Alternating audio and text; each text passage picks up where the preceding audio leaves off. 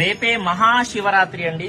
చూడండి, చాలా మంది కూడా అడుగుతున్నారు, ఉపవాసము ఎవరు చేయాలి, ఎవరు చేయకూడదు, మరియు జాగరణ ఎలా చేయాలి, మరియు ఉపవాసము ఉన్నవాళ్లు ఉపవాసాన్ని ఎప్పుడు వదలాలి అని కూడా అడుగుతున్నారు. చూడండి, నేను ప్రతి ఒక్కరికి కూడా చెబుతున్నాను, మీకు ఎటువంటి అనారోగ్య సమస్యలు లేవు అని అంటే మాత్రమే ఉపవాసాన్ని ఆచరించండి.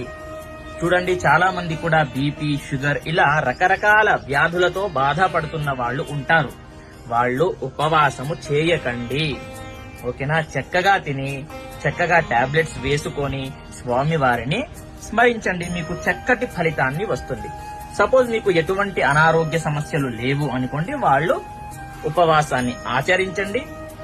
ఎవరైనా కొత్తగా ప్రారంభించినా సరే పర్వాలేదు, చేసుకోవచ్చు, తప్పేమీ లేదు, ఓకేనా? ఇప్పుడు జాగరణ చేసే వాళ్ళకి చెప్తున్నాను, చూడండి, మీరు ఫోన్ పట్టుకొని సోషల్ మీడియా అంతా కూడా వాడతాను అని అంటే అది జాగరణ అవ్వదండి, ఓకేనా?